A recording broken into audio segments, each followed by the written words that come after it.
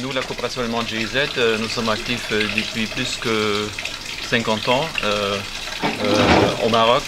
Et depuis le grand sommet de la Terre, Rio, au début des années 90, nous sommes très engagés dans le domaine de l'environnement, la biodiversité et le climat. On travaille dans plusieurs projets d'adaptation au changement climatique, la réduction des gaz à effet de serre. On travaille sur la biodiversité, les protocoles de Nagoya et aussi le tourisme durable. Donc, il y a un projet. Nos partenaires sont surtout l'autre commissariat aux eaux et forêts et à la lutte contre la désertification. Et je suis très content que ce soir, c'est Sabar, mon ami Sabar qui est avec nous ce soir, qui représente les eaux et forêts ce soir. L'autre partenaire, c'est le ministère chargé de l'environnement et du développement durable ou d'autres projets. Et bien sûr, la région de Souss-Massa représente depuis des années, depuis des décennies, une région pilote où nous sommes très actifs. Par exemple, pour la valorisation de l'Arganaré, la biosphère de l'Argan, etc.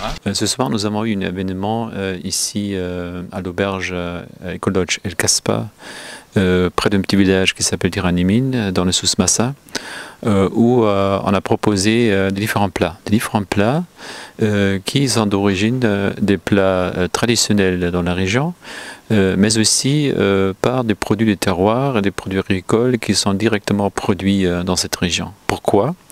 Il y a toute une initiative qui a été créée en France qui s'appelle Bon pour le climat. Ce sont des plats avec très peu d'émissions de CO2, des gaz à effet de serre, dans le cadre de la chaîne de valeur, de la production jusqu'à les recettes dites le plat, jusqu'au restaurant.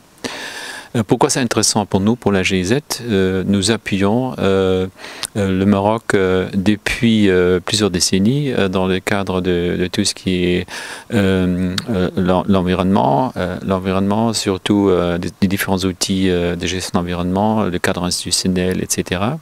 Mais aussi nous travaillons avec nos partenaires marocains directement sur terrain, et ça c'est un très bon exemple.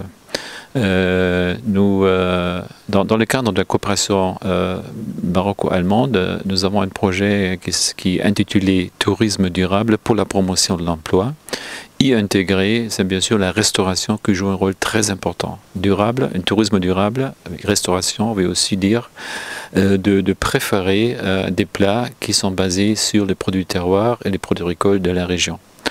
En même temps, ça signifie aussi qu'il y a très peu de transport déjà, c'est-à-dire on évite les transports, pas des importations, etc.,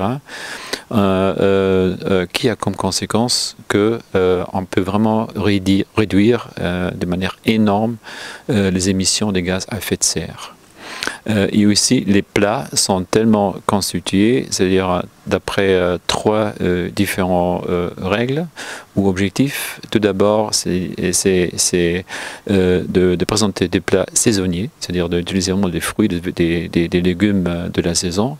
Deuxièmement, c'est vraiment un peu moins de viande, et surtout les légumes et des fruits, mais aussi une troisième composante, c'est le local.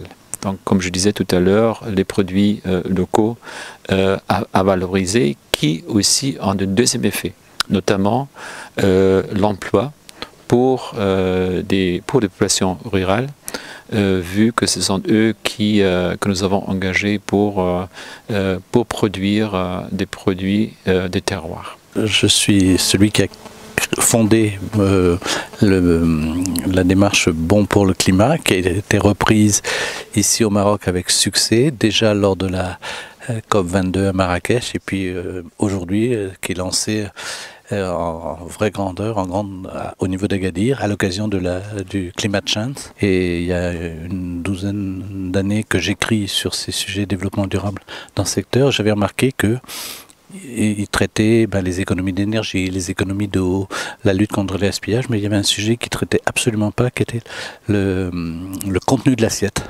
Or, on sait que le contenu de l'assiette pèse un poids carbone considérable. Et c'est pour ça que je me suis dit, il faut les sensibiliser. C'est quand la COP21 est arrivée à Paris, je me suis dit, c'est le bon moment. Et c'est comme ça que c'est parti. Et donc, on met à disposition des chefs de cuisine, des restaurateurs, un petit outil qui s'appelle un éco-calculateur qui permet, à partir de leur recette, de regarder si c'est bon pour le climat ou pas. Si on veut vraiment être bon pour le climat, il faut des produits de saison, d'origine locale, qui privilégient le végétal. Donc il est absolument important et fondamental d'avoir ce qu'on appelle un sourcing de produits, qu'ils soient des produits locaux, qu'ils soient des produits de saison, et qu'ils soient évidemment des produits cultivés avec des méthodes qui soient des méthodes saines et durables. Voilà. Et ce soir, on a eu le privilège d'accueillir cette soirée et ce menu bon pour le climat, une initiative qui a été lancée par la GIZ, le commissariat aux eaux et forêts et plusieurs autres partenaires de tourisme. Et puis on a accueilli ce groupe, vous avez bien suivi avec nous le déroulé, donc on a préparé des menus qui sont bons pour le climat, ça veut dire des menus qui sont à base du local, donc des produits qu'on a localement, parce que tout simplement à Taskasba on s'approvisionne au niveau local. Et puis deuxièmement le végétal, bien sûr, tout ce qui est végétal donc participe également à développer toute une communauté de petits agriculteurs, et aussi sur le produit de saison. Donc tout ce qu'on fait dans ce sens-là, ça nous aide déjà à implémenter davantage ces principes de développement durable, et également d'opter pour une restauration qui a une faible émission de gaz à effet de serre.